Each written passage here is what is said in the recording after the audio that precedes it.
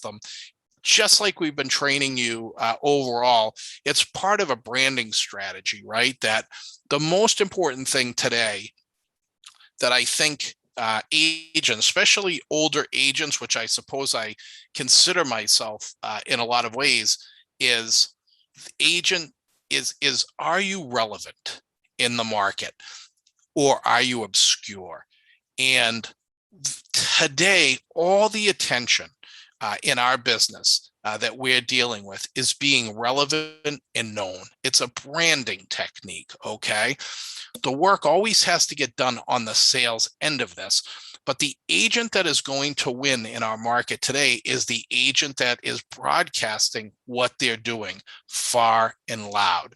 The more that people know what you're doing, the more that they see and they recognize your name again and again and again. And the more that that happens, the greater you're going to be in terms of winning referrals, winning listings, getting buyers, because you're going to be top of mind, okay? What I like to do at the beginning of the year, which is today, is really go over this goal setting technique and get our goals down on paper and really break it down.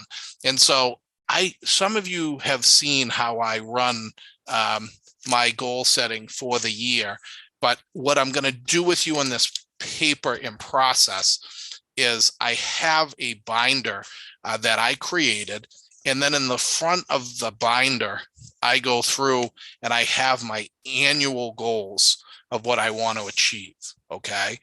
And in that, we're going to go over specifically today how to do that to make them specific and measurable.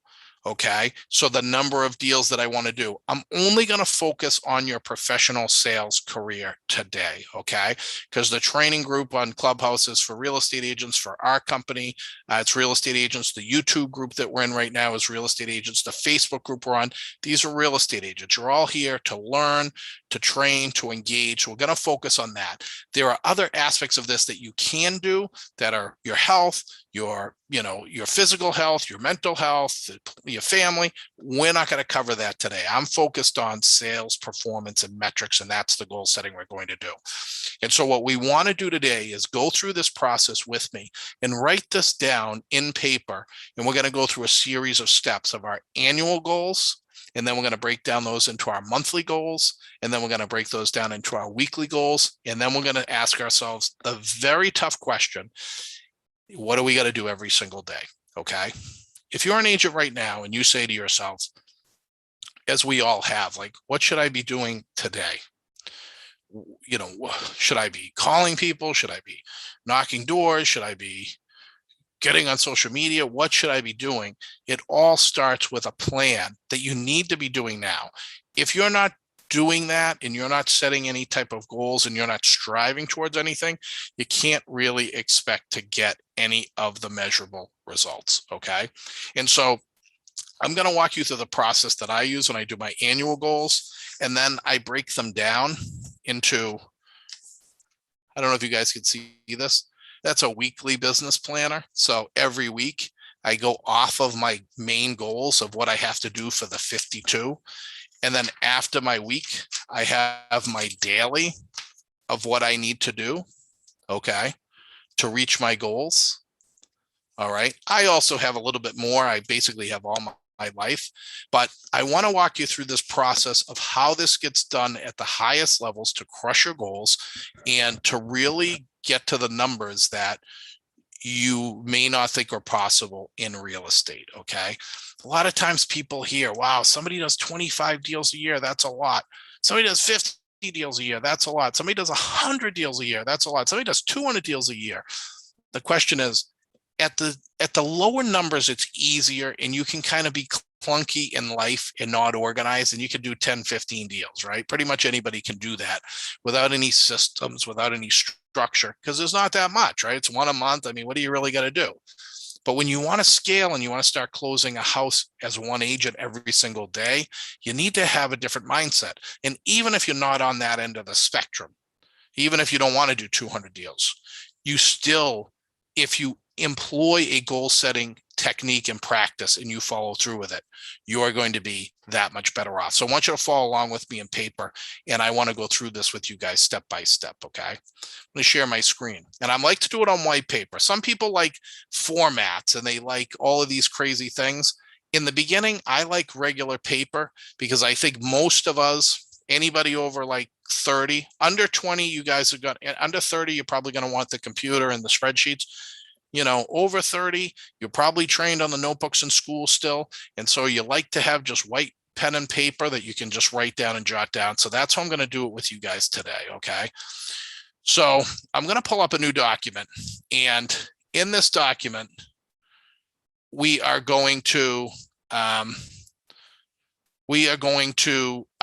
first go over our top 5 professional goals for 2022. And I want you guys to actually do this with me. So wherever you are, whatever you're doing, you want to put down whatever you're doing and get a pen and paper, and let's start setting these goals and doing this the right way.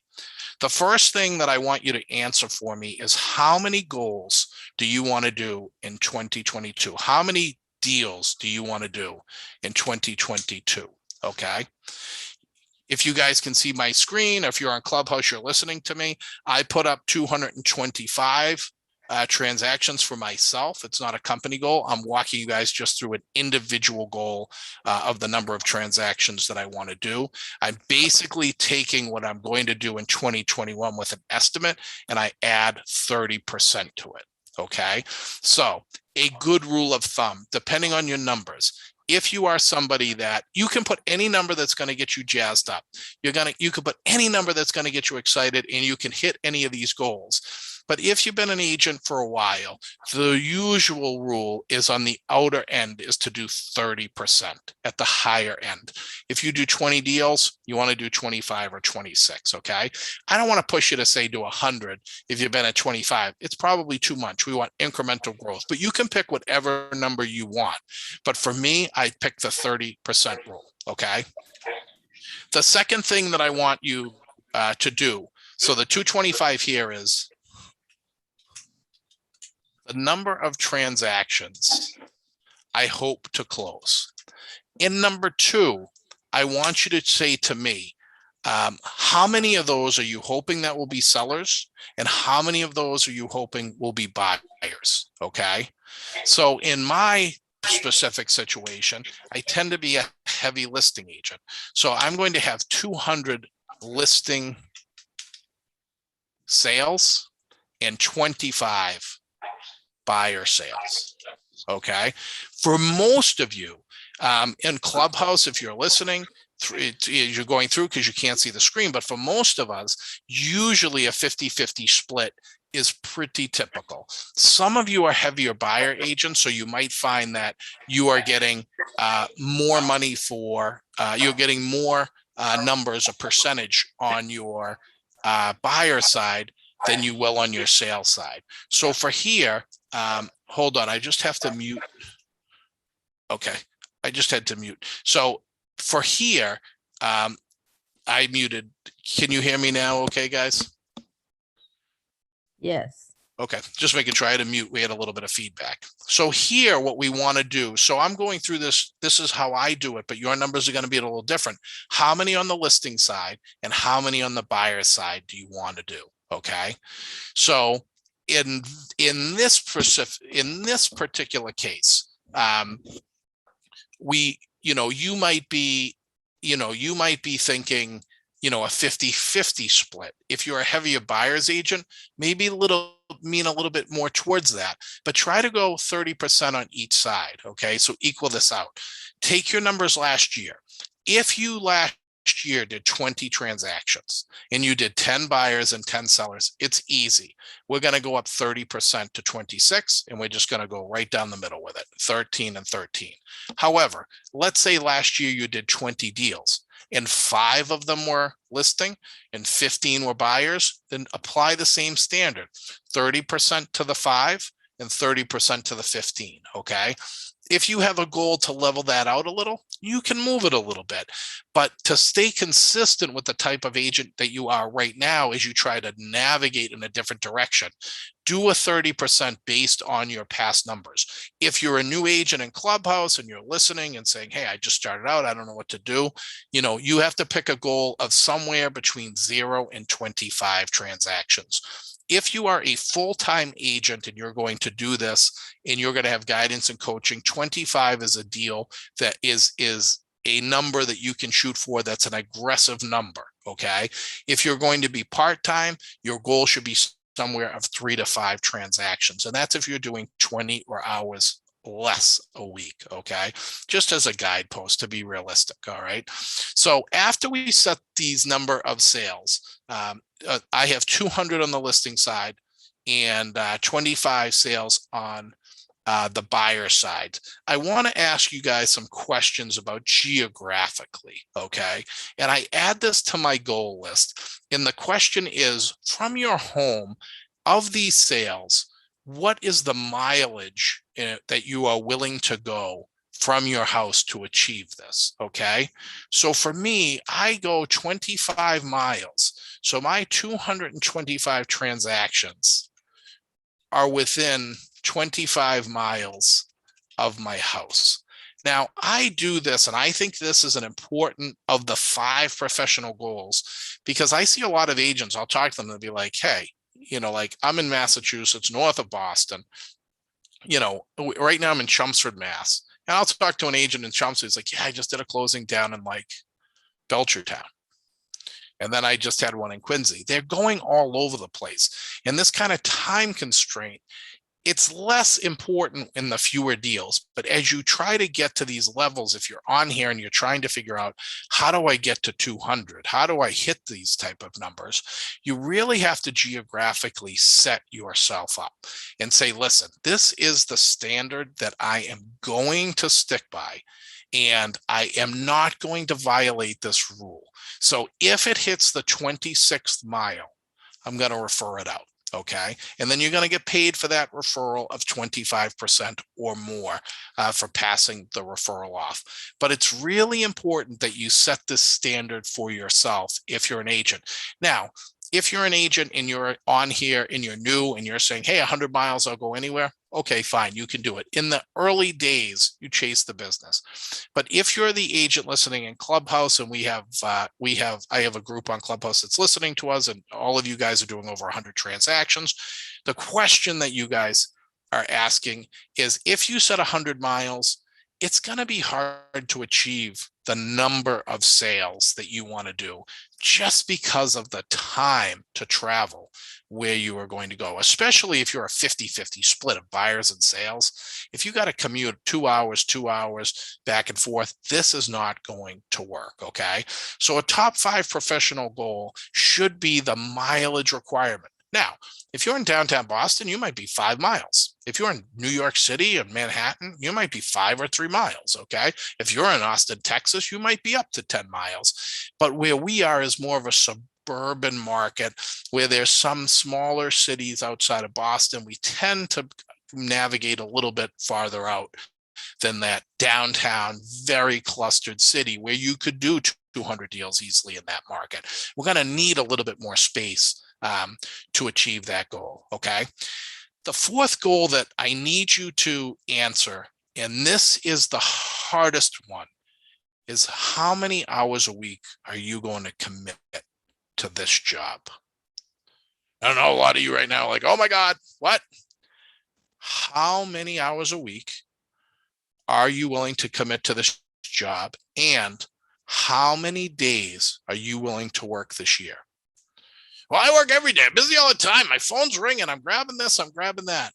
No, doesn't count. That's not a job to me. Okay. This is a hard question to answer for a lot of people. But when you develop your skill set and you try to get to the numbers as you accelerate, right? Remember, 15 deals or under, we can get away with scatter. We can be kind of crazy all over the place. But if you really want to scale your business, you have to commit to this, okay? Now, Do you see my top number of 225? I'm going to tell you, we're going to go through this process with, your numbers are going to be a little bit different, but the way to scale this up is going to be a lot of time. In order to get to 225 transactions, I'm going to need to make a certain number of calls every day once we break this down, in every week. And there's going to be a certain amount of time that's required to make those calls. And this is the same for you that you really need to go through, is how much are you willing to work? And that is going to help us dictate that goal. So what do I mean by this? If you're listening to this right now and you're on Clubhouse, you're on Zoom or Facebook or YouTube, and you're saying, hey, I want to do 200 deals. That's a great goal. That's awesome. I could make millions of dollars. I'd love it. But I only want to work 10 hours a week. Okay. Now, unless you're in Beverly Hills or downtown Manhattan, where you could sell 3, 4, 5 homes for 40, 50 million, which is not the majority of us. If you're on here, you're lucky. Congratulations. We all wish we were you. But if you're an agent that's in a regular market where you are, average sales, whatever state you're in, then you have to be realistic with yourself. You can't do 100 transactions on a part-time job. Okay. You could do 5, you could do up to 15. That's why I say the number of 15, but even that's tough. Full-time agent, 25 first year. Okay. Second year, we go up by 30%. That's the outer limit of this, being realistic. Are there some outliers in this business? Yes. Have some people come into the business and done 50 deals in 1 year, the first year? Kind of, sort of, yes, but not many. That would be less than 1/10 of 1%. Okay. And so you have to say to yourself, how many hours am I willing to work? So let's go through this. I am willing to work 6 days a week. This is my goal in 2022. And Sunday, if necessary. Now, there's something about me that might be different than you. I don't shy away from work. I don't mind working around the clock, but not everybody is like that. Okay. You really have to set this time. We'll work back from the numbers, but up front, when we set these goals, we got to figure out if we're on the right page here. If you're saying you want to do 50 deals, but you only want to work 10 hours a week, I got to tell you, it's going to be very hard to achieve the goal. Not impossible without leverage and hiring people, but it's going to be tough. So I want you to set that down. Okay. So in this case, I'm willing to work 6 days a week for 2022 and Sunday if necessary. And this is a sub of this goal. I am willing to work 12 hours a day, Monday through Friday. And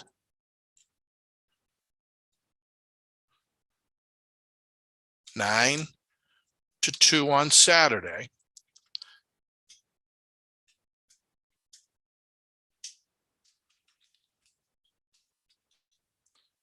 And 9 to 1 on Sunday, if necessary.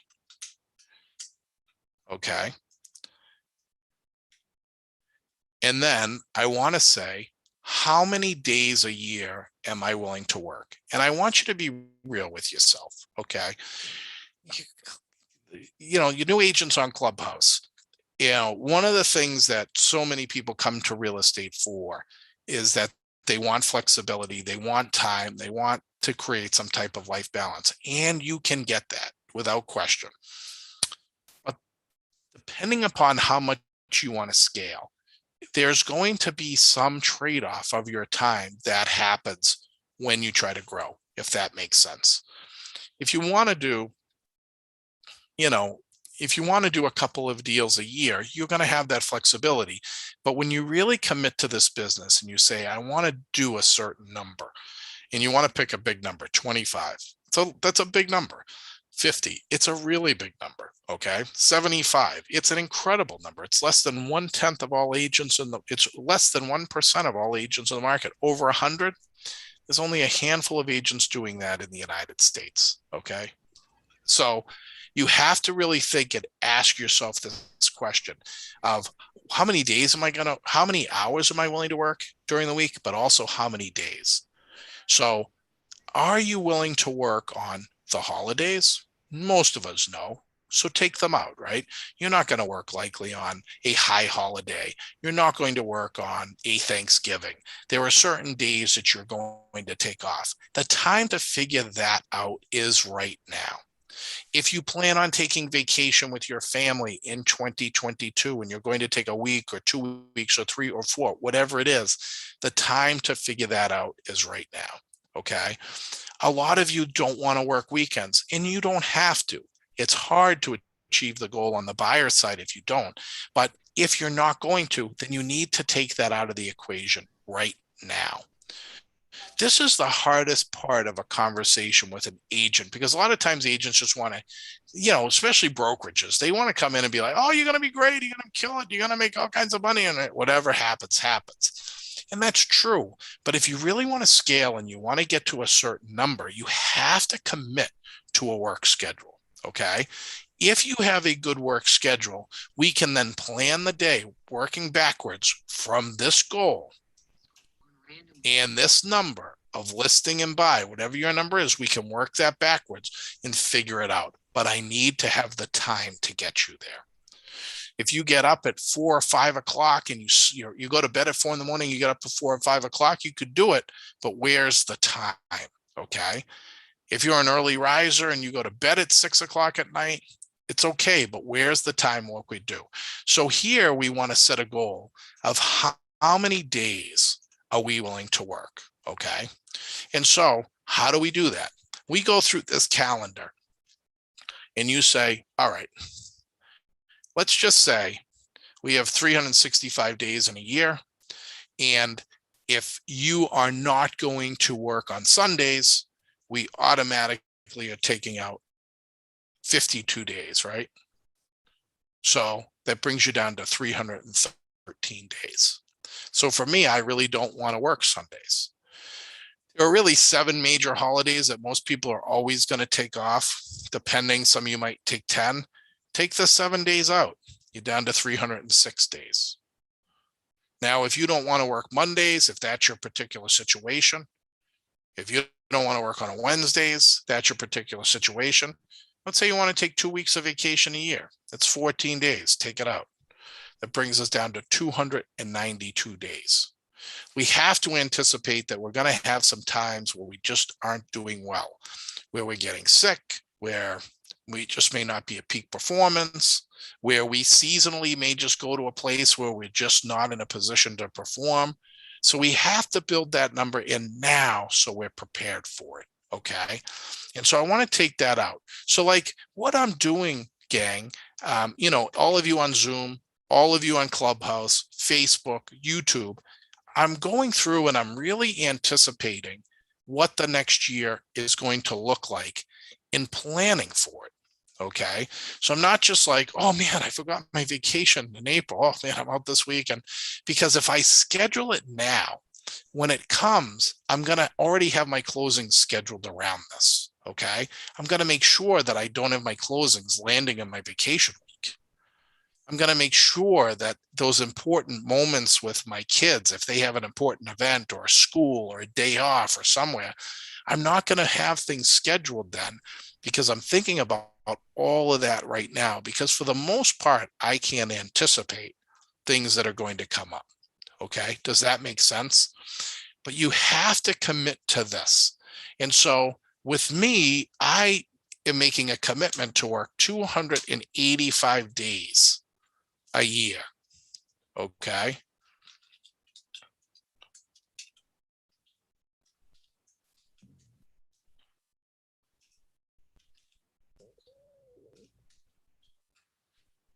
And so what does that mean? That means that I might have to work more because you've looked at the schedule and the goals that I have, which I'm doing in real time with you. I've got 225 deals that I want to do. Okay. So of the 225 transactions, 200 are going to be listing side, and 25 are going to be buyer side. Of the 225 transactions, I want them to be within a certain radius of my location, or I'm going to refer them out, which will not count into my 225 for myself. I'm willing to work 6 days a week and Sunday if necessary, but my goal really isn't that. I'm going to plan my call time, my marketing, all of that. I am going to do that within the time frame that I want to achieve. And then I got to figure out, is it realistic? Is there enough time in 285 days a year? If I'm willing to work 12 hours a day, is it actually possible to do 225 transactions as a single agent? That becomes the question as we work through this, okay? And so I'm making a commitment right now of working 285 days. So I know a lot of you right now are saying to yourself, whoa, I mean, 285 days working, oh man, why did I get into real estate? Your goals may be different. If your goal is to do 15 transactions, you might only, then the question is, the challenge that I have for you is, I don't want you crazy 7 days a week for 15 deals. That makes absolutely no sense either. So how do we schedule you for 2 days a week only so that you have 5 days off, right? So that you plan now. So you're only working 2 days to get the 15 deals. So you're not like, day and night, up and down, trying to do the certain number, scheduling it and planning it the right way so that everything you do is coordinated up front. So, when, hey, and somebody calls you, hey, when can I check out that house? Well, if you set this up the right way at the beginning of the year, like we're doing now, you'd say, you know what, I really only want to be working like Wednesday, Thursday, or Tuesday, Wednesday, whatever. When somebody calls me, you're pushing people to those days, okay? You're pushing people to those days so that you really are not getting caught up all the time, 24/7. If you get people quickly and it's like, hey, yeah, how about Wednesday or Tuesday? I mean, it's middle of the week pretty much all the time, right? Or maybe you only work Saturday, Sunday. But the goal setting isn't just for the peak performer. It's for the person that is saying, hey, I want this quality of life. Maybe I really only want to work 100 days out of the year and I want to make 50 grand. There's a way to do this so that you are only working the 2 days and you're not working all 7. Does that make sense? So you're looking at my numbers, which are a little bit, they're high. These are big numbers. It's going to change some of this, but the goal is to create the work life that you want, the money that you want, the the time that you're willing to invest. These are all important components that have to be considered with this. Okay. For me, you can see I go hard. I go day and night. I'm going 12-hour days. Not everybody wants that. Not everybody needs that. It's just a goal for me. Some people just want to make 30,000 and they don't want to work more than 1 day a week, and it's possible, but we need to plan it now. Okay. So these are the on the 225 up here, what I want you to add to your goal. So I want to build this out, and let me just stop for a second as we build this out, get a little tighter on the top 5 for 2022. Does anybody have any questions? Okay, so I got a question on Clubhouse. So I don't know if you guys can see, but I actually have a double headset in.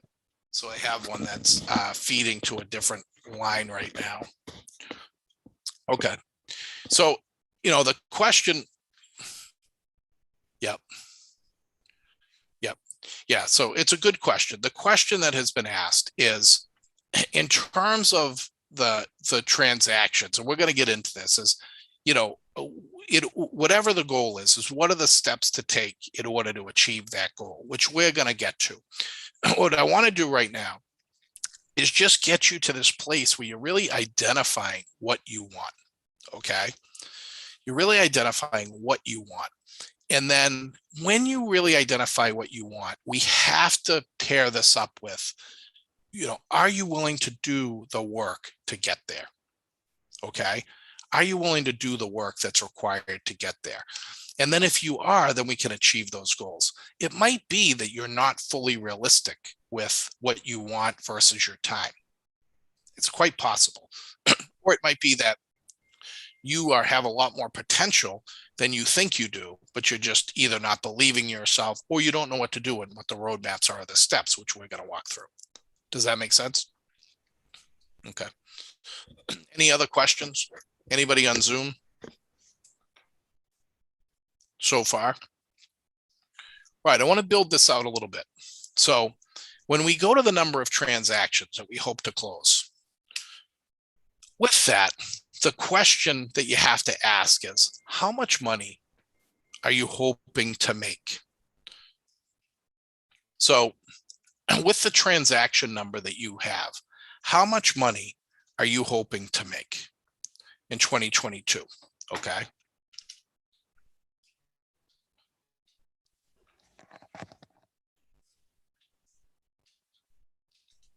Okay. So you can see for me, I have a big number. Okay. So a lot of you would be happy if you were earning 2.25 million. But not everybody wants to put in that time. So you might say, hey, I'm happy with the money, but I don't want the level of commitment that's going to take, the stress and the pressure and all that. But your number might be 25,000. Your number might be 10,000. My number is just my number. And this is the actual process that I go through now. And I would do this, but I'm having you all on here so you can see exactly how I do it. The question then is this: what's the average price commission that you're trying to get on every deal? All right. This number is going to change depending on where you are in your market. What do I mean by that? Well, for me, in my market, I want to have an average commission of 10,000 for a gross commission or over. Now, why does that matter, identifying this? Because it's different from where you are for location. So, for example, if I were able to do 225 transactions in Manhattan, I might be able to make $50 million a year, some crazy number like that. Okay. Because the average commission there might be like a couple $100 grand. But you have to be in your market and say, okay, how many deals do I want to do? Now, why do I start with deals and not money? You could start with money, but the reason is because I think that when you're starting your career or when you become a seasoned professional, you have to commit to this process of doing a lot of deals, okay? And not worrying as much about the money up front. And as you get better and as you reach higher heights, we now can start to tweak a lot of this stuff. So I always start with transactions first, okay? If you could do 200 rentals, do it, get moving. Then we start to tweak it. You're getting into the pace. Now we say, okay, let's try to get higher numbers. Let's try to chase different product. Let's try to figure out which community around us we could get higher sale prices to grow this number here. But I like to still build the number here to give me a gauge. Now, listen, if you're in our company and you're on the Zoom call, you certainly don't want to be saying that your average commission is going to be $50,000 or over, because it's going to be very hard within 25 miles to achieve that, getting the number of sales to get there. So you want to look and say, okay, what's a realistic? Now you could shoot for luxury, and we want to build this piece out.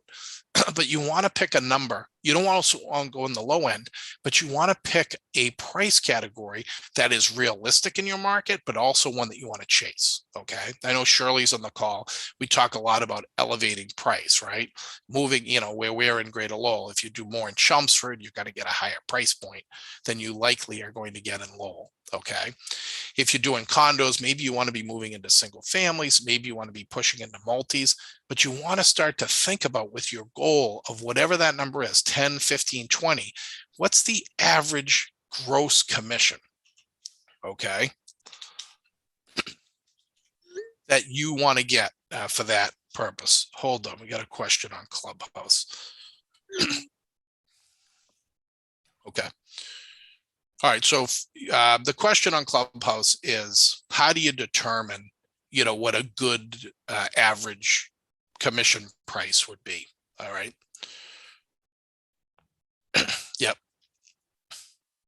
Okay. Yeah. So the question is, how do you determine this number, and where do you get averages and pushing? Okay. The important thing about picking a radius is that it helps us to set goals, because we could set goals within a realistic market. And what do I mean by that? If your entire market is the state of Massachusetts, the Commonwealth of Massachusetts, well, you got like, $10 million homes in Boston, and you could go down to Martha's Vineyard and sell something for 20 million, but you could also go down to Springfield and sell something for 100,000. It's too wide to get a real sense of what the market should be. What you should do is, if you're a newer agent, is stick within the 25-mile radius first. And then the second thing is look at what the average sale price is for your market. Now, the sophisticated way to do that is to go onto the multiple listing, pull single families for the past 12 months, look at what the average sale was, and that should be your average number. Okay. For the more experienced agent that is stepping up and saying, I want to go after higher price listings, I'm tired of getting a 200 or a 300 if you're in our market that's, a little bit lower end, that what you want to do is look and say, what's the high point of my market? What's the low point of my market? Okay. And then when you get to the high point, you're going to get an upper number wherever you are. So like at our market, let's say Chelmsford, the highest single family sale might be 1.3 or 1.4 million, but that's too many. So we say, all right, from the average price, let's say it's 400,000 that we pulled for all sales. How many homes were 400 to the top? And we start to climb a little bit higher so that we still see a good enough number of like 30 or more home sales in our geographic area that we can start to target. Okay. So what you start to do is you start to shift, and we'll go through this step by step. You start to shift your calls on expired calls. You get rid of the 200s. You focus on the price point. You start to farm the neighborhoods at the price point if you want to elevate up. Okay. You start to put all of your effort and focus on chasing the higher end of the markets, getting into those neighborhoods, networking in those groups, figuring out where those people are hanging out. Okay. Directing your mail program through them. We start directing our social media campaign towards them. Okay. And so we start to target that through data. We don't just throw a dart. All right. Because the higher end in Manhattan is going to be a lot higher than the higher end in Lowell, Massachusetts. Okay. And the higher end in Lowell, Massachusetts is going to be higher than where you are in Milwaukee. Okay. Every state is different. Everybody's going to have a very different sense of what this should look like, but go to the data. That's the sophisticated way to do it. The easy way to figure out the number is if you just Google Zillow values for any town. So let's just do it. I'm in Chelmsford, Massachusetts right now. And I will just Google Zillow values Chelmsford. You could do this for any town in America. You're going to get a bunch of stuff. You see this, Chelmsford, Mass, home prices and home values. This is very quickly going to tell me the average number. That should be your average commission. Okay. Now, if you are looking to do the higher end of this, then what we want to do is be looking and saying, okay, let's get into the multiple listing and start saying, what I would do. Let me see if I get into with my passwords. Who knows if I can get into these.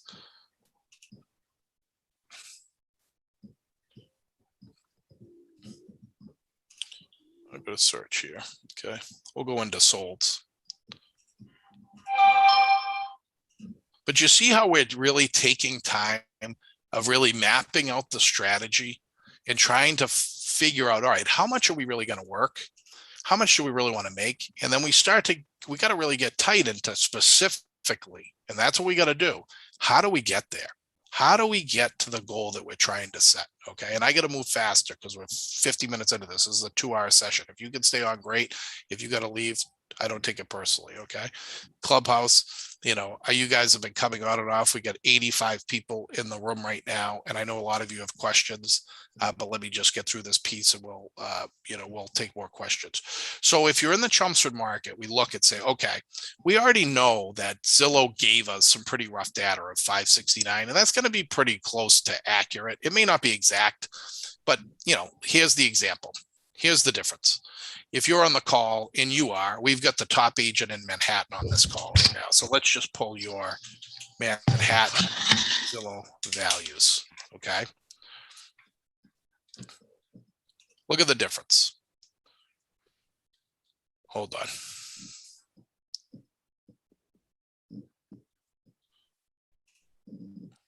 Here's the difference. You see your market is 1.2. So naturally, for me, where I sell a lot of property in the city of Lowell, Mass, your average value is 1 million. And if I do Lowell, Mass Zillow values where I am, I'm at 386. Okay. I can't even get a sale for 1.2 million. So we have to go to the data. And then what you do is you say, okay, as you get better, in the beginning, we just care really about deals. We'll still set these goals. But as you start to elevate through this, we go, okay, we're going to take Chelmsford as the example. We're going to say sold. We're going to go 6 months. And we know 586 was the average. But we look and we go, wow, there's 199 sales over 6 months. That's crazy. Let's take that 550. I'm taking an average of what Zillow said.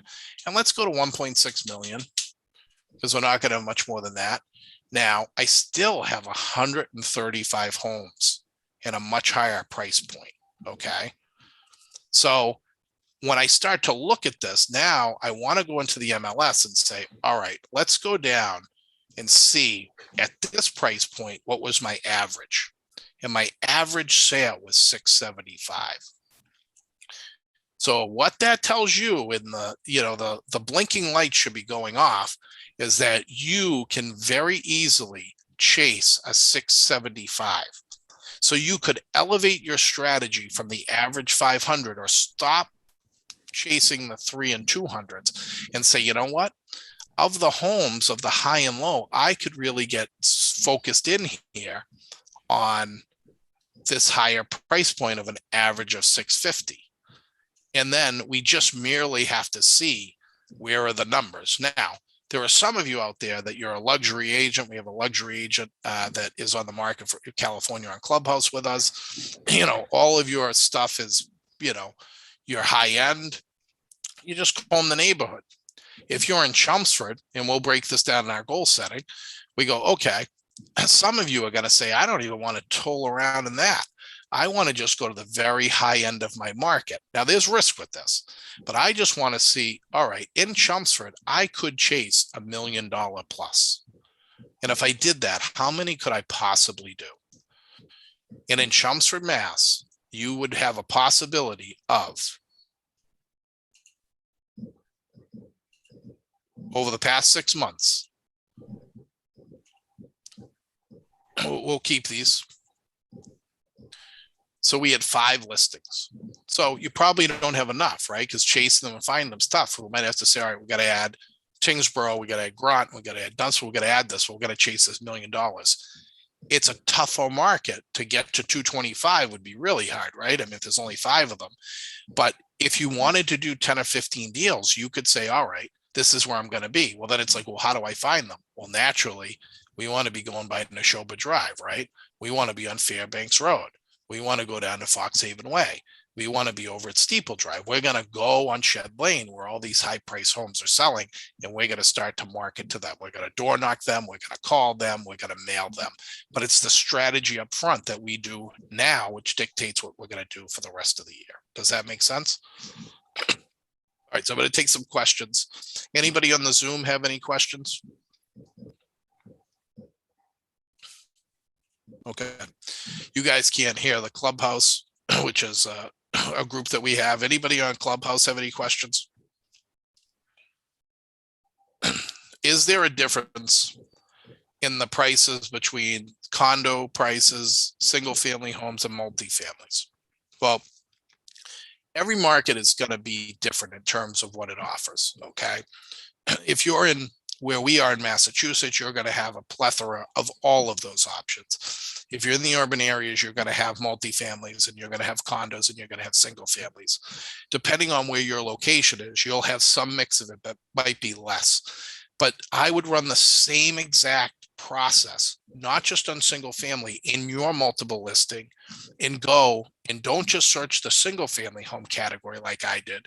Go to Chelmsford in this example, right? In your state, you pick your town in your multiple listing, and you go only to the condo market. And then you look and you'll see condos inevitably are going to be less for the most part than single families. And then I'm going to run that same process through the single families. You might find that chasing multifamilies is a more advantageous adventure for you. It might be higher pricing. Now, there may be more complexity, maybe some more training. You might find that the condo market is better because for some particular reason, maybe you have really high priced condos. But I think for the most part, you're going to find that the single family and the multifamilies are what you're going to chase. But go into your multiple listing, go to sold, pull the condo category, just like we walk through, and do the same exact thing and see what that average number is and then play that out and then do that in the multifamily market. Does that make sense? Okay. Any questions on Zoom? I can't see the Facebook lives or the YouTube, so if you guys have them, just shoot me a message and I'll answer them after. Okay. All right, so now that we're at this place where we are for the goal, we take a lot of time because these top 5 goals are important. We have figured out our transaction goal. We have figured our individual agent goal. And if you're a team, I could teach you how to break this out to do this. I've figured out an average commission. In my case, I have to do 225 at 10,000. Now, let's say as we go through this, if I don't have enough time, what do I have to do? If I don't have enough time, I got to up this commission number. So I got to start chasing things that are $20,000 commissions, and I got to figure out where to get it to get that 125 down to 112 to make the same money. Does that make sense? So as you grow through your career, you start to try to bump up these price points through strategies. All right. Okay. So now that we've set our top 5, I'm just going to mute. Okay. Now that we have set our top 5 goals for the year, we have to get a little bit more specific on how we're going to achieve this. Okay. Now, this gets a little bit harder when we are dealing with newer agents because we don't know how to do it. But what I want you to come to understand is in order to get to this number, a high number of 75 or over, you will need a mix of this, okay?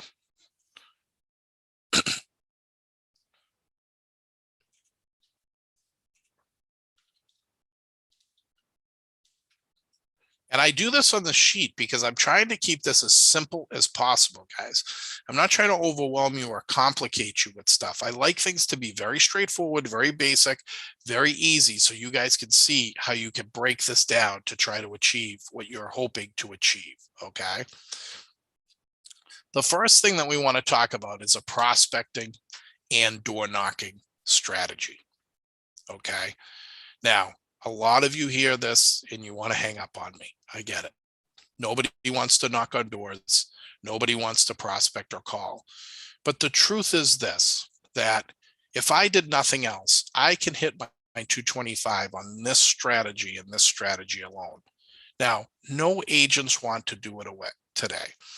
No marketing company wants you to do this because they don't make money if you just go knock on a bunch of doors and you call a bunch of people. They want you to pay them to comb through them, to do an internet lead, to buy a Zillow lead, to buy a realtor lead. But the truth is that you could do a prospecting or calling or door knocking strategy. Now, for me, gang, I have to make 180 calls for an appointment. Now, If you're a brand new agent, that could take you up to 700 calls, which I have seen as newer agents that are having a hard time. And I've seen some really good agents get their numbers down to like 450. And then over time with call strategy, technique, scripting, training, you can get to my level. I'm in a training group with a guy named Josh Barker. He's #1 agent in the US, real agent, transaction numbers, right? There's people that make more, but nobody sells more than him. And he's at 91 calls for an appointment. So he does just double better than I do on the phone. If you weigh his numbers, he's just doing better than me. Is 180 great? Yes, it's puts you among the very best, but the best that I know is 91 calls for an appointment. So what does that mean? When you're a prospector, you track every call, and then you call every day. You're calling. Okay. And then when you call, inevitably you get an appointment, and then those appointments lead into transactions. So for me, I get 180 calls to an appointment. So I list 80% of the listing appointments that I go on. Okay. So let's just run the numbers. If I get 80% of the calls that I go on. So for me to do, if I went on 300 appointments,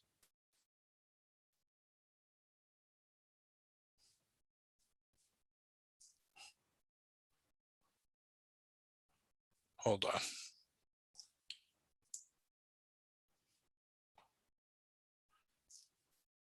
If I went on 275 appointments times 80%, that's 220.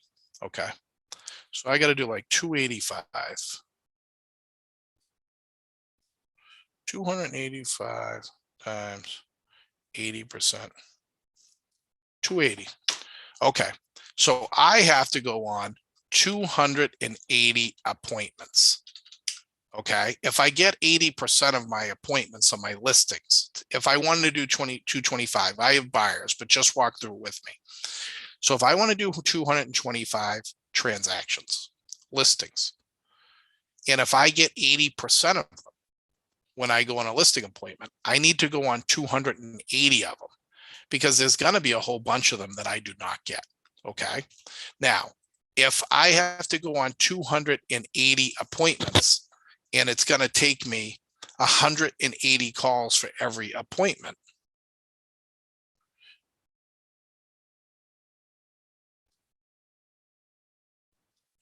then the number of calls that I have to make is 50,400 calls a year. You see how we're working backwards? And so you start to ask yourself, is it doable? And how do we get to this place? Where is it actually achievable? So I say, okay, let me just make sure my numbers are right.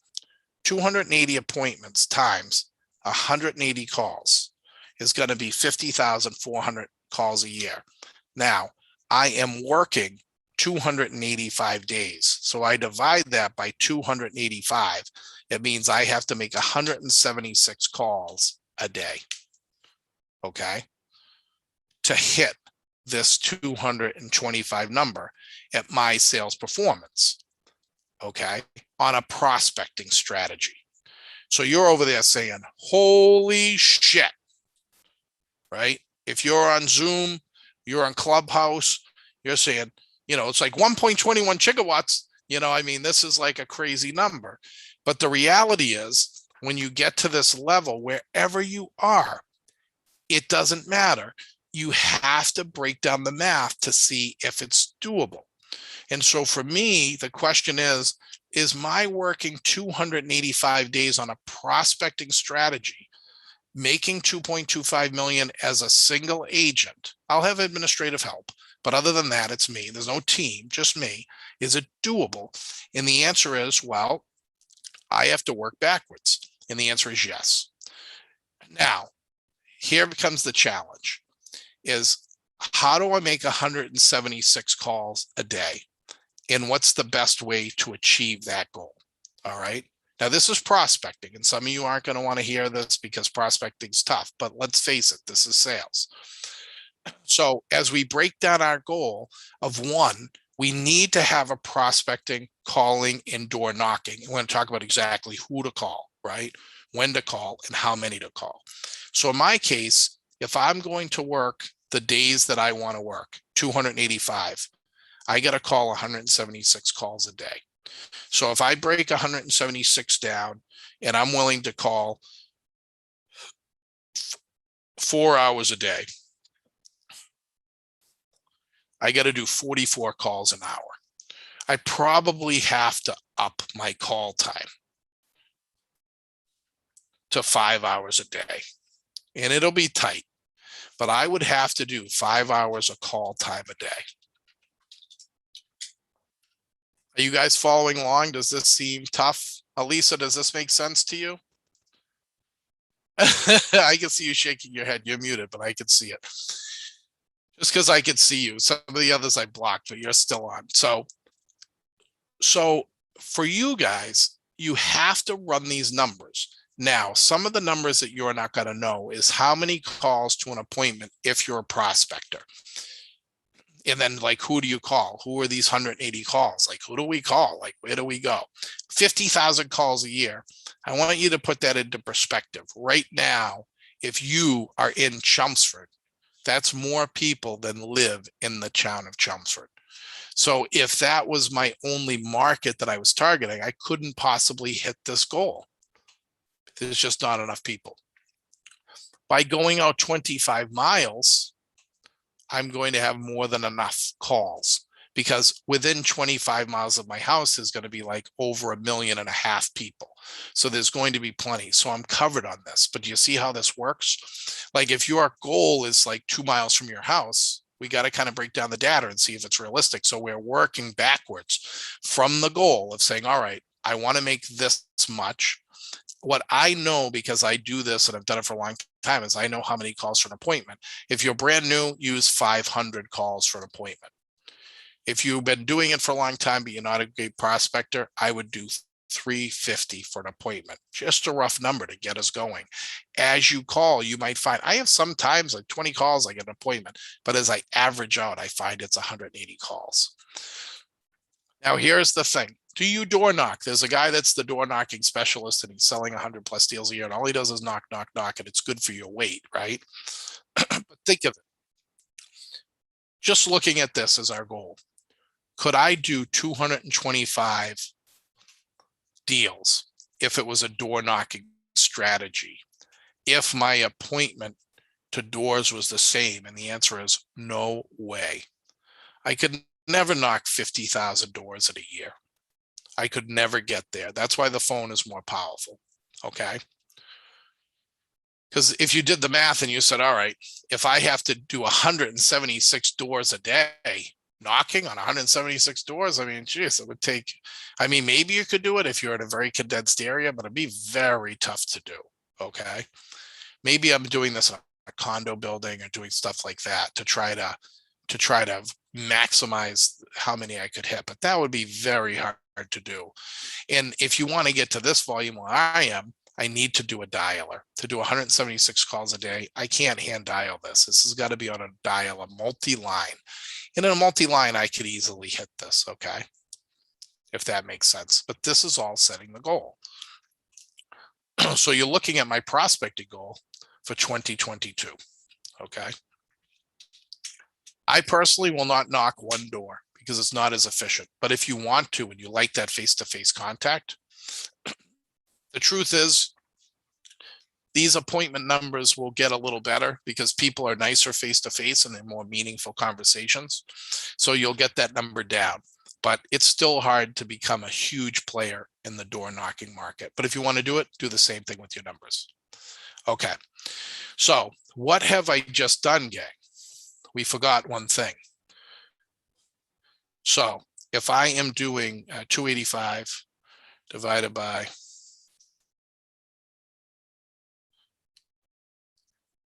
okay. So 52 times 80. Okay. So if I'm essentially going to work 42 if I'm going to work 42 weeks out of the year, okay, on this, as we go through this training with everybody, and I know on Clubhouse, you guys have some questions and I'll get to them. But if you guys are going to, if I want to do, if I'm going to basically work 41.6 weeks out of the year, which are the days that I did, then the 50,400 calls, 50,400 divided by 42 is 1,200 calls a week. Okay. So what are we doing? So as you're sitting there and you're saying, what do I do as a real estate agent every day?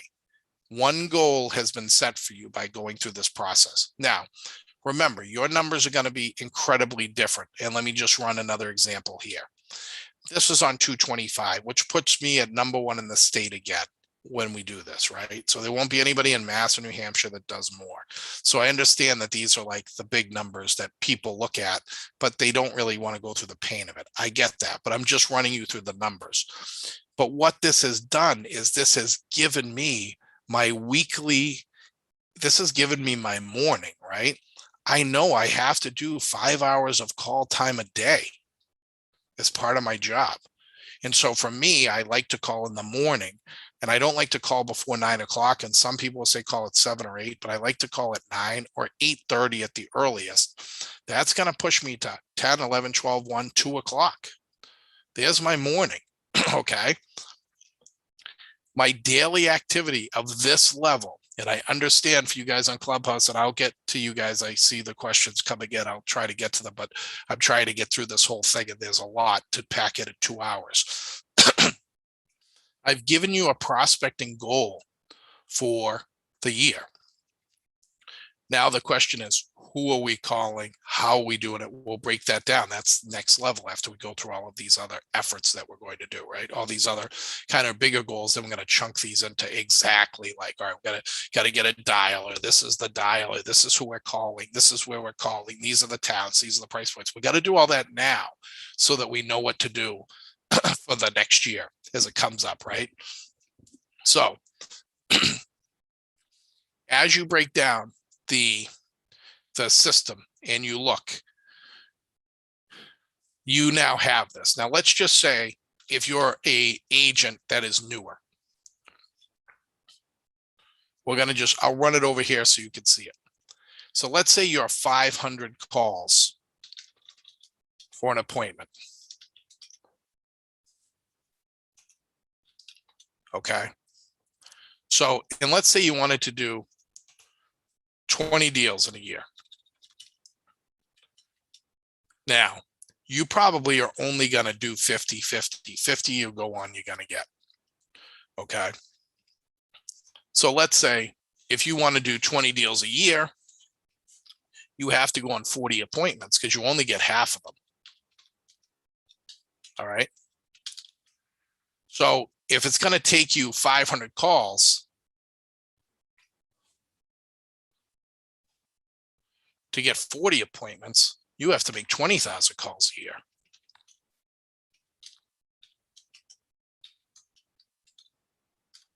And if I'm doing 20 calls a year, and if you're willing to work the 41 weeks,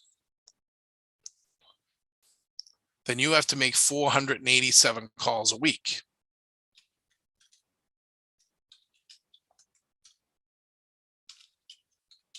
And if you're working 5 days in that week, then you have to make 97 calls a day.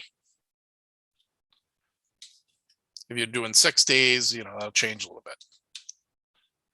And then in order to do that, I mean, if you're on a dialer, you could probably do that in 2 hours a day straight, 2 to 2.5 a day.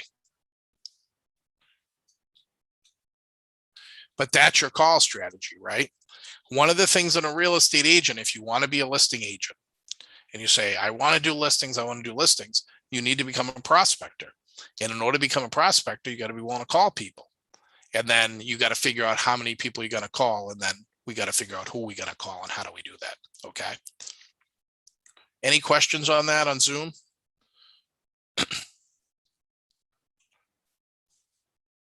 I seen the question. Go ahead, Wanda.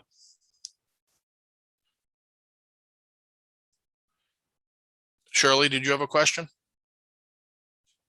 Yes, I type it in. What's the average time you spend in each call? It's a good question, but most of the calls are about 3 minutes, you know, that actual calls. But you got to remember in this call process, Shirley, to get to this number that you're going to do, a lot of those are going to be voicemails. They're going to be do not answer, they're just not going to answer. And so when you're on a dialer, a multi-line dialer, what ends up happening is this, that your average call with somebody might be 4 or 5 minutes, but when they break down the total average after the voicemails and the missed calls and all of this, that number is going to come way down in terms of your call. So it's really important to become good and scripted so your calls don't go for a long time. Now, when I do my sphere calls, those tend to go, I'll get to an average of 8 minutes, which means I might be talking for 20 minutes with some people because they're my friends and my family. But when I'm cold calling, I try to keep every call to under 3 minutes. Okay. I stick to the script and I push for an appointment. Do some of them go 5, 6, 7, 8, 9 minutes? Yes. But it's going to get balanced out by the missed calls and the messages. Okay. The way that you can get to this number of calls, if you're looking at this high number or even this low, now you got to remember, this is listing side. Okay. And so this is, I think we said 20 or 25 deals or something like that. It's still a lot of listing side transactions, right? Because if you're doing 20 on list side, you got to assume you could do 20 on buy side. It's 40 deals. That's, 40 deals. If you're a 10,000 average, it's 400,000 in commission. So we're not talking like this isn't a big number either. But when you're on with the dialer is going to dial 3 at a time. So it is going to speed through this process. So you're going to get some people that are just getting your voicemail. If it goes to their voicemail, you're going to have some people that they don't have voicemail and the call just doesn't get picked up. And then you're going to have your contacts, but everybody's going to get an email and a text from you on a dialer. Okay. So this engagement of a dialer allows you to get so much farther. But if you only want to do, even for me, if I'm doing, this is a day, 97 calls a day, I mean, I could do that on like Logic, a follow-up click button. I could do it, but the time would be cut in half if you're on a dialer. Does that answer your question? Yes. Try to keep your script to under 3 minutes. See if you can hook them. And this is like training, script training. All right, so now that we've done this, I have given you a listing goal for the year. So you say, what should I be doing every day? I don't know what to do. Well, you should be making 97 calls a day, or if you're me, I should be making 176 calls a day. But you can see the better that you get in this, the difference is I'm only working, double this time, but because I'm getting my appointments in more than half the time. Okay. Just because I'm better at it. I've been doing it for a long time. I'm better on the phone. I'm comfortable with this. I know my scripts. I know how to lead people in. I know how to get an appointment when I'm on a telephone.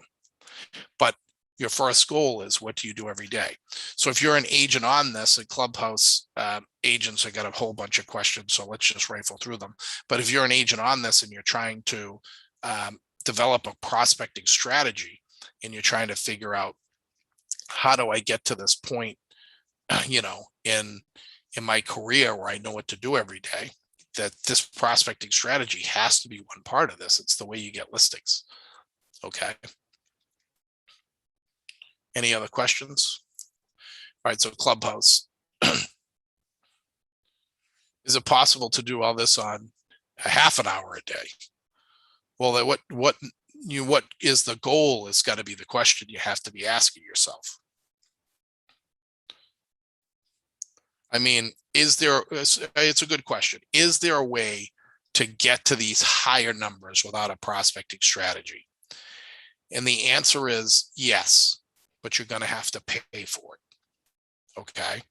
You're either going to have to pay for this through a third-party referral that will give you listings and they're going to take 30 to 35%, or you're going to have to pay through it through an expensive mail program, where people will call you after you do the mail, but it's going to get very expensive. But those calls will come in, so there'll be better leads. You don't have to kind of comb through like we are, right? The 50,000 people. That's a way to do it.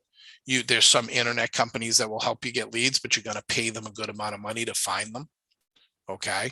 And so the answer is that, yeah, the prospecting strategy is one strategy. That's just a phone, a dialer, and you go. But it's hard. It's a lot of rejection. It's not easy. It's telemarketing.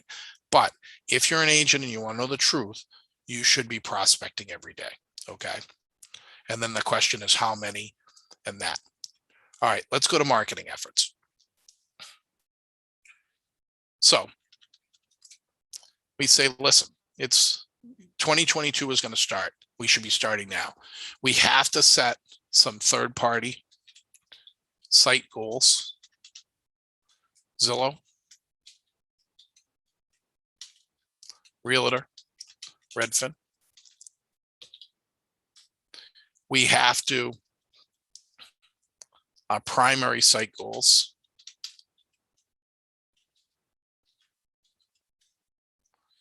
We have to set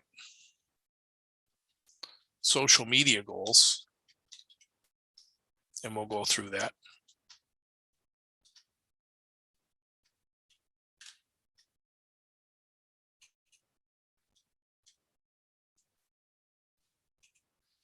We have to set mail goals.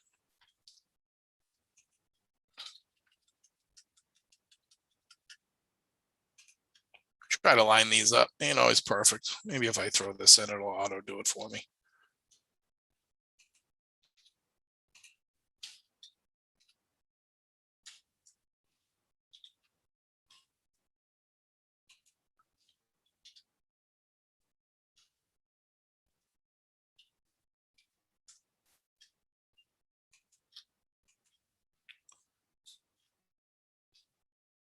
All right, we got to add our mail goals. We have to add third-party referral sources.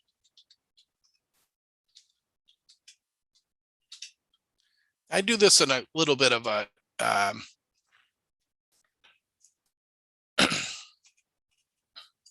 hold on. I do this a little bit more complicated, but for this, to keep it simple.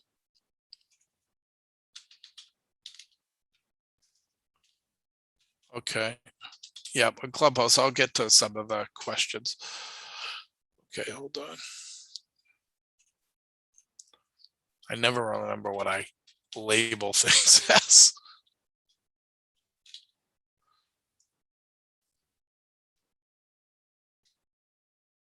Oh.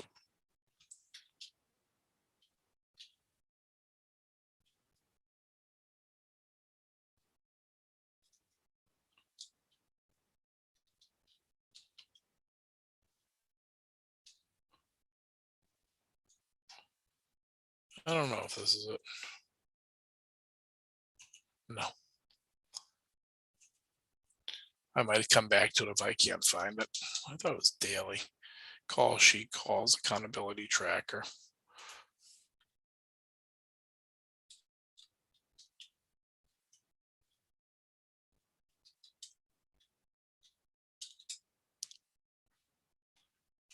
I don't think this is it. Well, it's something like this.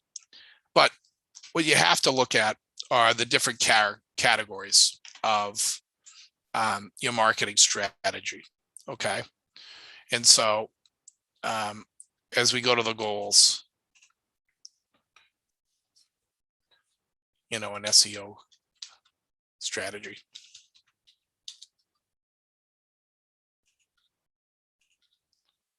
Okay. Social media, we talked about third-party sites, email and direct mail, open house, yard sign.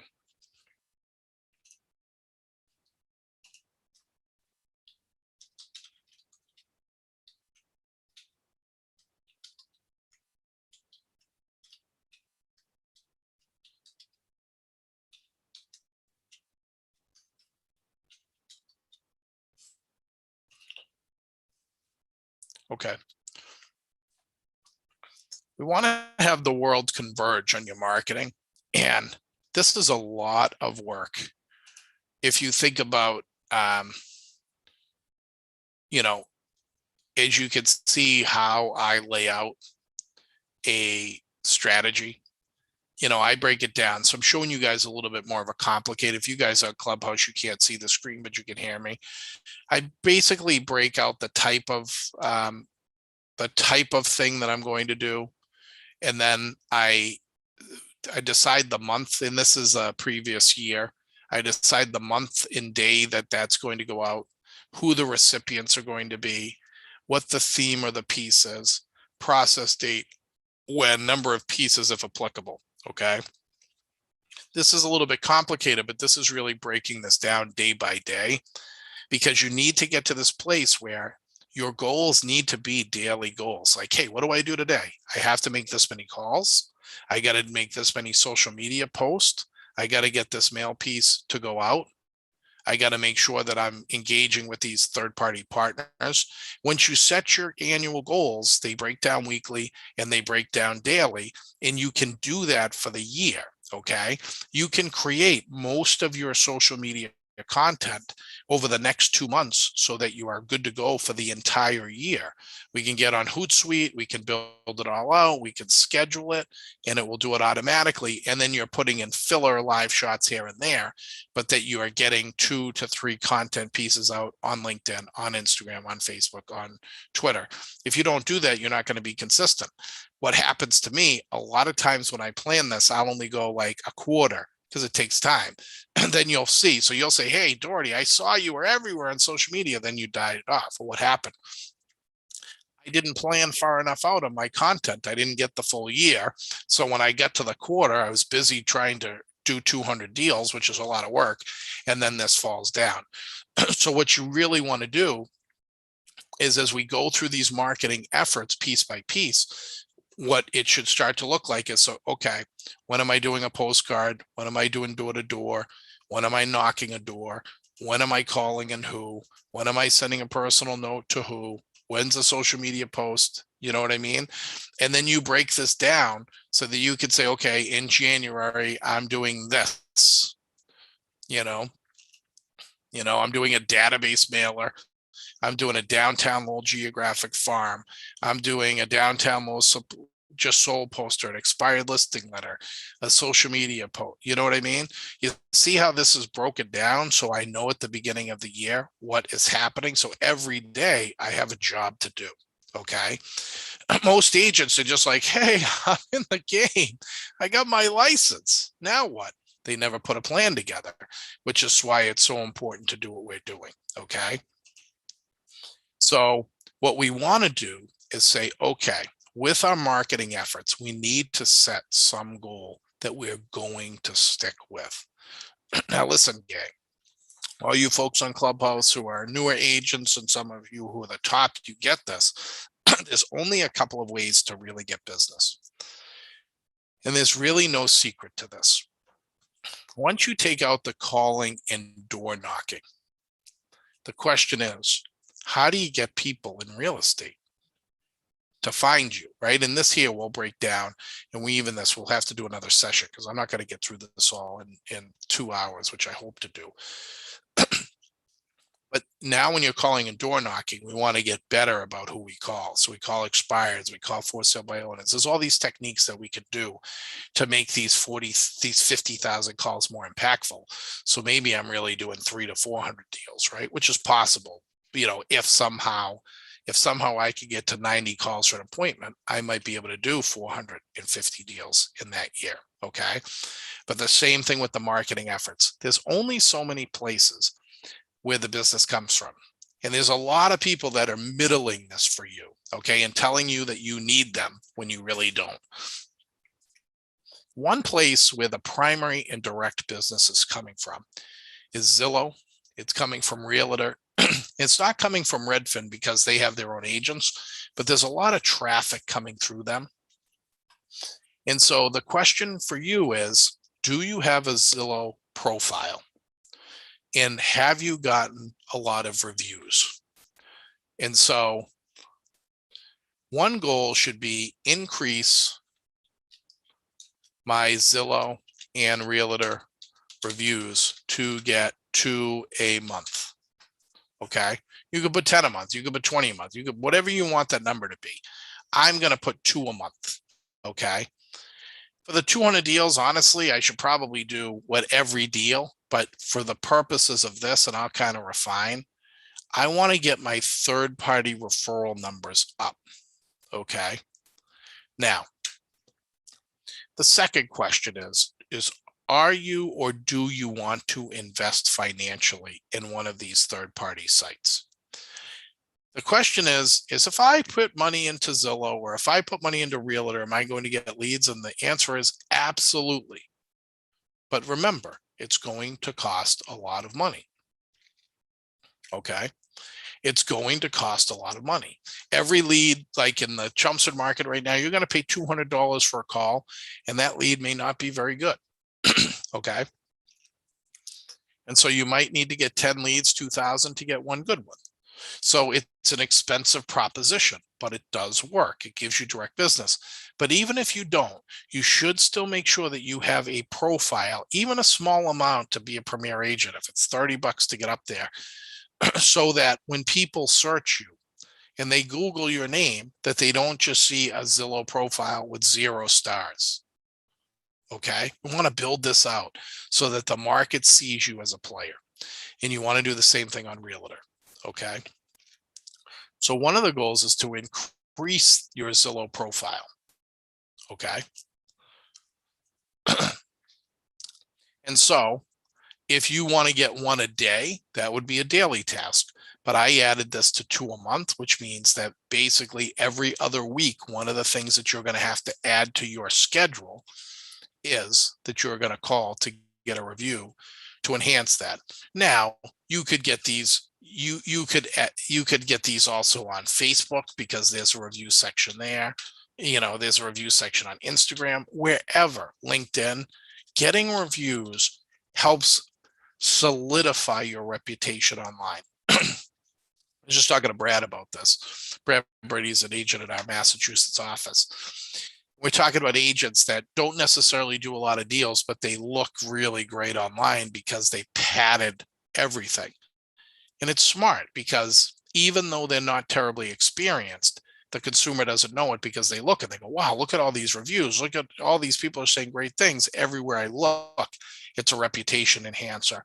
So even if you're not paying for these programs, you want to be thinking about beefing up your reviews online. Okay. You could say 3 a month, 5 a month, if you want to have 500, whatever it is. That's a goal that you have to set for yourself. Okay. The second goal that you need to set yourself is if you have some type of website on your own. One should be to get one, right? Get a primary website if I don't have one. And then 2, let me do this. Okay, so question on Clubhouse. You need to, the question is, do I need to have an account or a paid account? It used to be that you could just set up a Zillow account with your name without paying for it. They may want you to become a premier agent, but I don't think you have to spend very much to become a premier agent. It might just be one zip code, $20 or $30, something nominal, or you go 150, 200 and you scale it down. Okay. Same with Realtor. I have to look into it, but before, when I set them up, I did not have to pay for it, but that may have changed. I mean, naturally, Zillow wants the money. Realtor, they're a for-profit business, but I would check. But either way, it's important to really be thinking about enhancing your credibility on the major sites, right? Because this is where everybody is. All right, we're going to go through and we're going to talk about social media goals. Now, I see a lot of time wasted on social media. Okay. But at the same time, it can be very effective. I find myself getting sucked into social media a lot, because it's like we spend all day like, oh, social media, Facebook, this and that.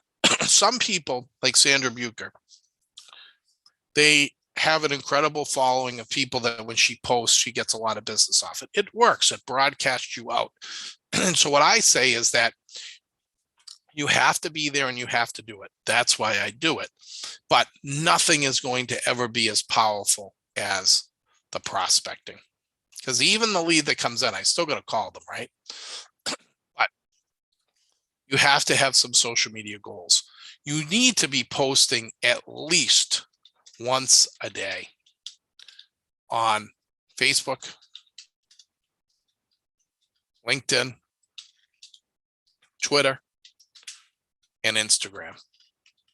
If you have some other sites that you really like, Facebook is still it. I mean, people can say what they want. There are old people on Facebook. Listen, Facebook has more users than anything else. The ads are incredibly effective. And when you post something, they know it. How many people on this Zoom call saw me in my He-Man costume? Did anybody not see me as He-Man? I see Alyssa. Give her the thumbs up.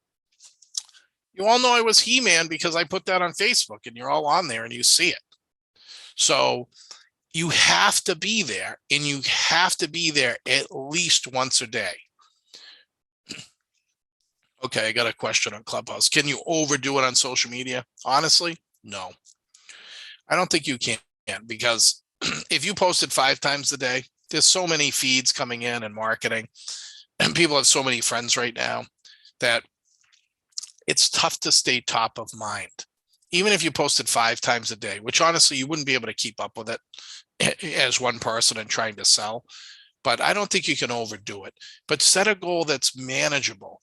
And every day we want to set a goal for Facebook, LinkedIn, or Twitter. Okay. Hold on 1 second. Hey, could you shut that door for me, please? I'm just on a conference call with a lot of people. Thanks, Angel. So sorry about that, guys. So what we want to make sure is that we are at least once a day on all of the sites. Now, I think that you should be doing something different on each site. I don't think the one thing, it could be the same concept, but I think it should be different for different markets. Okay. Do something a little bit different on Facebook than you would do on LinkedIn, Twitter. It could be the same listing, just change it up a little bit. Now, Property Pulse, which is a website that's very inexpensive. It's not the greatest, but for $59 a month, they have an auto poster that will do LinkedIn, Twitter, and Facebook, and it's a website. I have one, and it needs work, but that is a place that you could do auto posting from. You could also go to Hootsuite, which is a much better tool. And Hootsuite will allow you to create content that will schedule on all of the major sites. But remember, it's never as powerful when a third party is getting the data as it is if it's coming direct. Okay. You can also go directly to the sites and schedule them. On Facebook, if you download their business suite on your realtor page, you could be posting there. What we want to get to this place with these goals is not just to say, post once a day on Facebook, LinkedIn, Twitter. Our next step, which we're not going to have time to do today, is literally say, okay, what am I posting on January 1, my New Year's message? And let me do it today and schedule it. What am I doing on January 2? What am I doing on January 3? What am I doing on January 4? And you literally map out the entire year of the individual post, and you spend a day or two and you create all the posts now. Okay. Because if you just try to do it every day, I've been in this, you guys all have, you kind of miss it. You might do one who's here, a week here, 2 weeks. Something like a Hootsuite with an auto program is going to keep you on that one a day. Then you can fill it in with a He-Man costume, with whatever it is that you've got going on in your life. You can do live shot, but you want to have content going out at least once a day. Listen, everybody is on social media for the most part. The majority of the people in our markets, the majority of people in our community, the more that you do this. So what's another daily goal? If you're upfront, it gets easy. If you don't, then your daily goal becomes 97 calls a day. You're at least building in your schedule, once a week, getting a review. You're now posting once a day on these 4 sites. Okay. If you do it ahead of time, you don't have to do it. A lot of that will be on auto program. You can, but we're giving you the job of a real estate agent. What do I do to get business? Because remember, you still got to meet the clients and sign them up, and you still got to run the buyers, and that's all the time. But we're getting you to this place, okay? If you start to post every day on social media and you do it consistently, and you do stuff that's real estate related and it looks authentic and real, you're going to get business. Are you going to get to 225? The answer is yes, but I'll tell you the number. The conversion rate on Facebook advertising is 0.02. So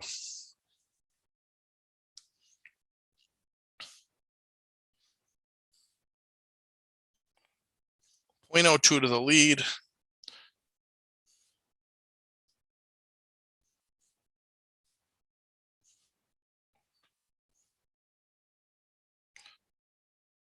Cost on that is going to be about 250 to 300,000 on a Facebook marketing campaign to try to get to this number. Okay. Now, for some people, they do it because they say, hey, if it's 2.25 million, I spent, 300 grand. It's not a bad return. If you try to achieve this number on Zillow, it's going to end up being like 35% of that. You got to spend around 700,000. But Zillow's going to have a better direct lead. Facebook, you're going to have to sift through, not as many as the 52,000. Okay. But the free posting, that's a paid program. But on the free posting, you're not going to be able to get here, but can you get 3 to 5 deals a year? Absolutely. You grow your social media. So we want to get everybody on here should double their presence in 2022. If you have 100 friends on Facebook, get 200. If you have 2,000, get 4. If you have 10,000, get 20. Your goal in 2022 should be to double your presence on Facebook, LinkedIn, Twitter, and Instagram. Okay. Does anybody have any questions about this? Now, what you have to see is we're chasing listings here, but now once we start to get a robust marketing campaign really going, we're going to start to get some leads in. The best way to get leads on marketing programs, these sites, social media, SEO, Zillow, is paying for it. Okay. It's harder to do it when you don't pay for it. You could get some because you're going to have a sphere. If you have like Sandra Bucher, 2,000-3,000 people, you can get 10 deals off of it. Okay. If you have 100 people, you might get one if you're lucky. So you got to grow that audience, and that has to become part of your goal so that people are recognizing you. And then when they call you or they see you, they think about you. Or when you call them, they say, oh yeah, I saw you in your He-Man costume, right?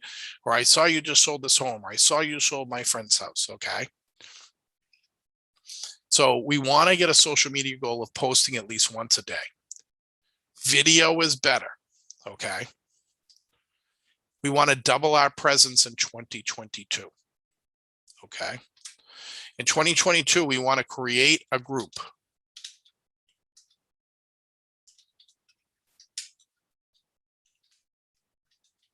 About something we are passionate about. The great thing about groups is that if you become, like I like lacrosse because I was a lacrosse player. Or for example, my kid in school, I started the kindergarten class of like 20, 35. And so like I run it and all the parents, but I'm in the middle of it. And so I'm not talking real estate all the time. It comes up lightly, but all of those people then friended me in my community because I'm running the group. Okay.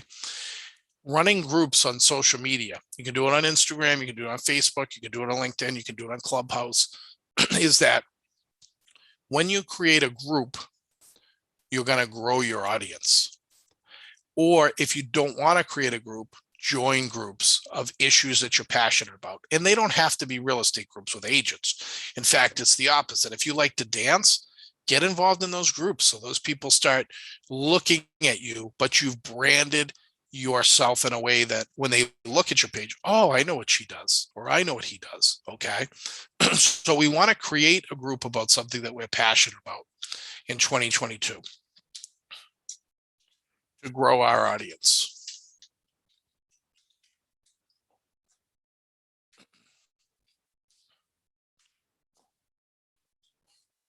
We want to grow our peer partners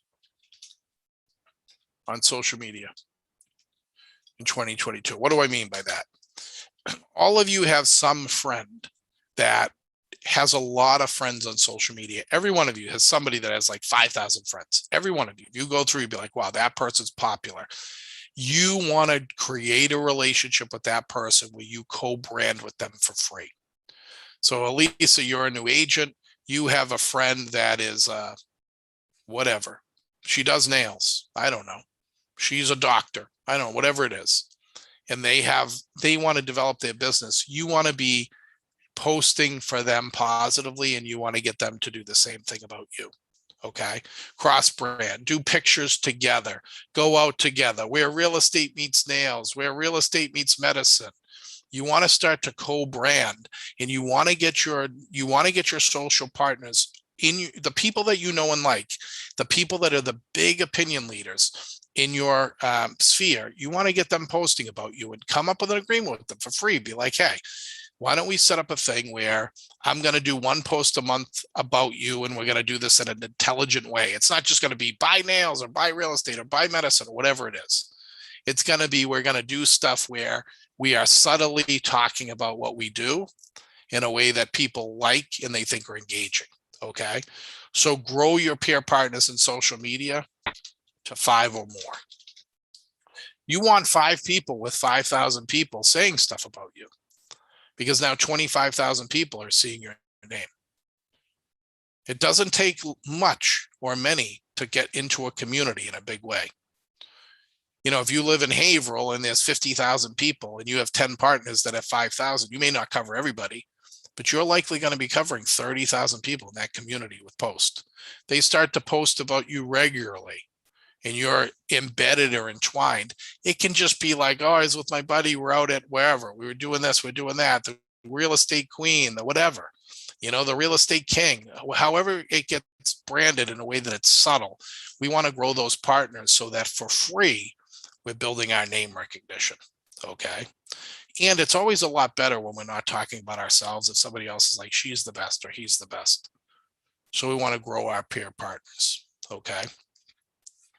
I guess up here should be join all the major social media sites and begin to engage. And I guess I can't leave out, because I have to do it myself, since this is also my own goals. TikTok. Get dancing, everybody. Let's go. It's crazy. Somebody does a dance. The salsa dancing is huge. You do a salsa dancing, you've all seen it. 6 seconds, like 4 million people are like watching it. It's unbelievable. But that's the power. That person, if you could do it and somehow brand real estate, have a real estate hat on and do that, I mean, the free marketing is unbelievable. Okay. So you want to make sure that you're on Facebook. You want to make sure you're on LinkedIn. You want to make sure you're on Twitter. You want to make sure you're on Instagram in 2022. You want to make sure you're on TikTok. You want to make sure you're on Clubhouse. And Clubhouse isn't going to help you get clients. It's going to help you with knowledge, and you're going to network with agents across the US. Okay. And I'll invite all of you, because it's invite only, so you can come onto the site. Okay. I don't know if there are any other sites that people like. If they are, text me, because there's a bunch out there. But these are the big ones. Some people say Snap, which I am not on. Okay. But like, if you look at Hootsuite, let me pull it up. You want to go where they are, right?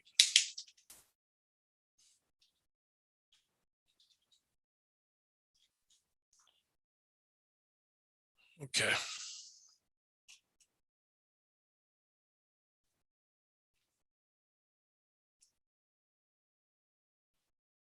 So you can see Hootsuite is $49 for 10 social profiles. They'll auto post and schedule to give you max, and you can ad spend if you want on them too. I just want to see if they have, I may not. I can see Instagram, LinkedIn, Twitter, and Facebook. Yeah, so this is it. Connect with socials and hundreds of apps: Facebook, Twitter, Instagram, YouTube, LinkedIn, and Pinterest.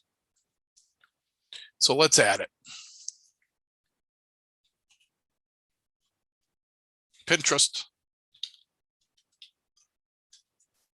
and YouTube. Remember, free branding. The click of a button, you're powerful. If you can communicate with 20, 30,000 people at the click of a button, that's significant reach, okay?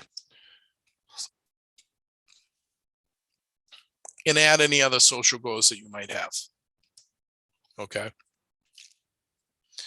Mail goals. I think you should mail everybody in your sphere. Not everybody for money, but like with the holidays coming up, mail your top 100 every month. What's that going to cost you? $60 times 12, $720 a year. Okay. Third-party referral sources. There's all kinds of third-party sites that are going to send you business for 33 or 35% if you want to do it.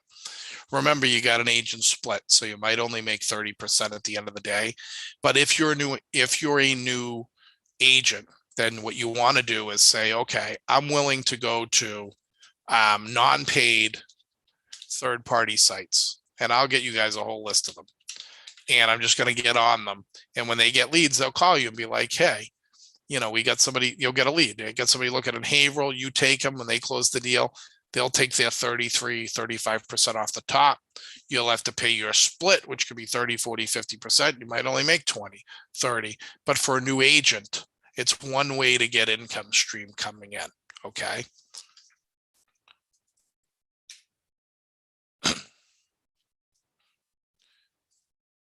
Now, SEO strategy, search engine optimization. This is a tough one because it's very hard to rank against the major players. But if you have a website, the question is, can I get found? Can I show up? And the answer is in certain categories you can. So on your website, you want to do something daily, blog daily, to increase my search optimization. It doesn't have to be very complicated. And then blog on important search terms that people look for. Okay, so what do I mean by this? Some terms you're never going to be able to beat Zillow or Redfin because they're spending so much money. Haverhill homes.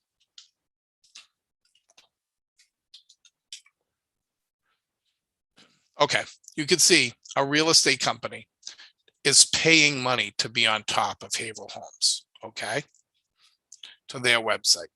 They're hoping to beat out the traffic. Another Haverhill area homes being paid for. Redfin is paying to be at the top.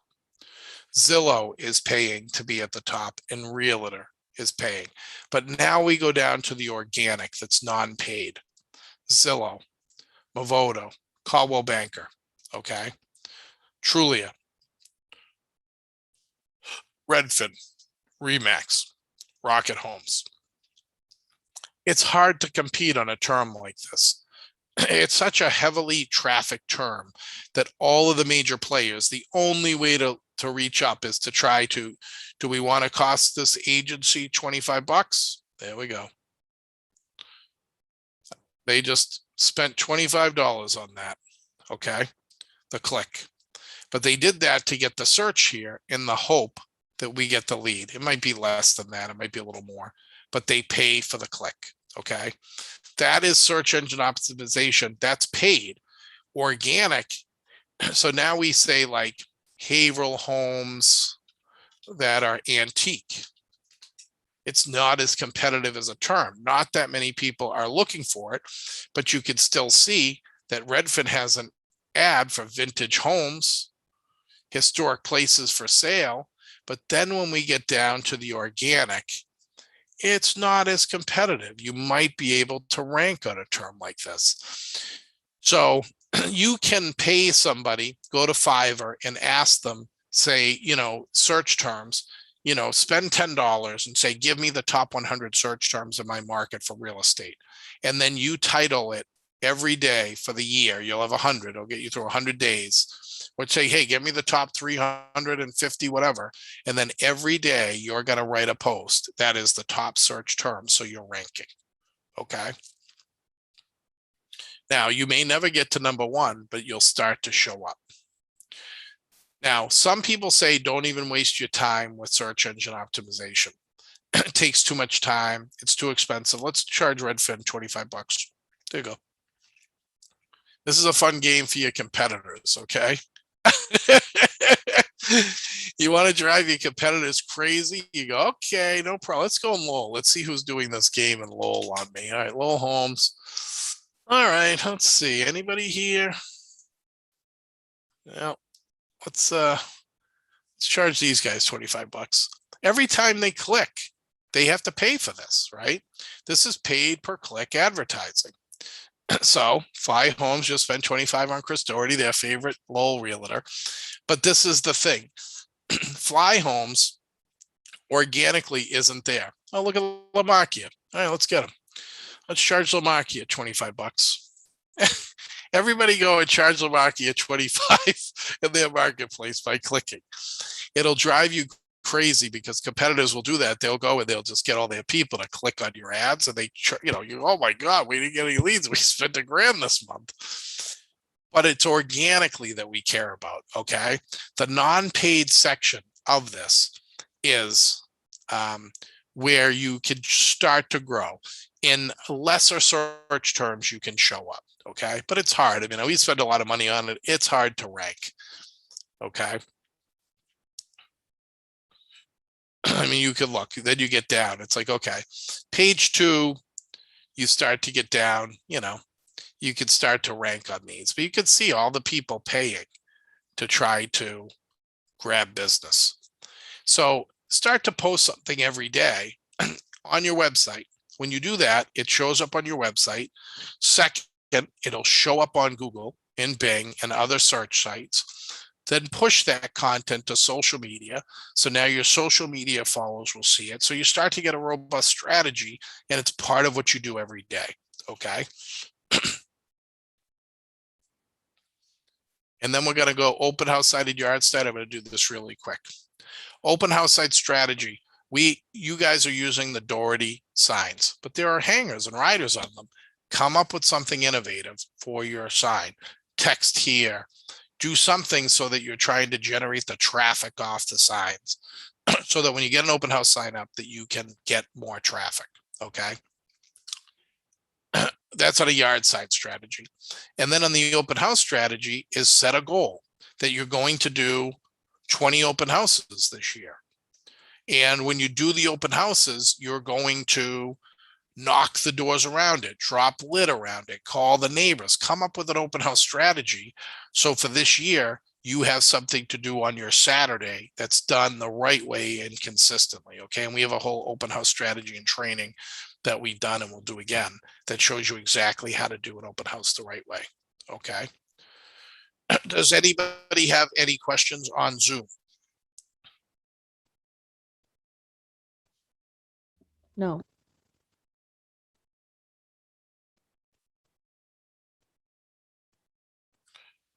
I'm just looking here.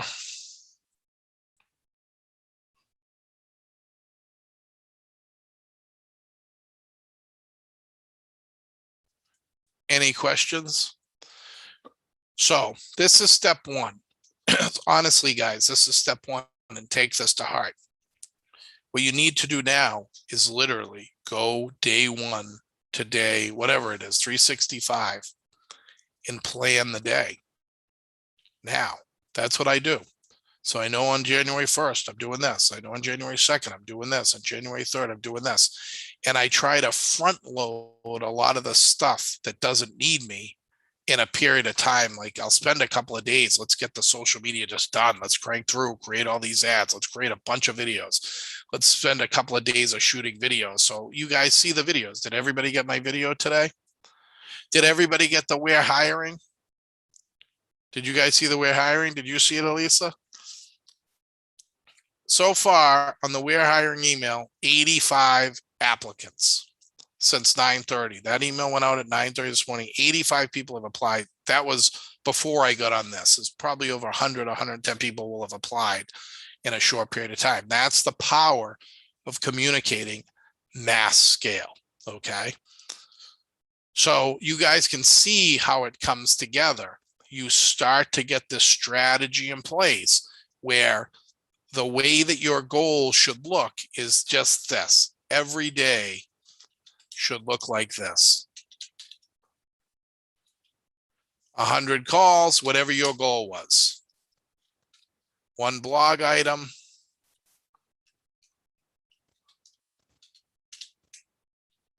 2 buyer appointments.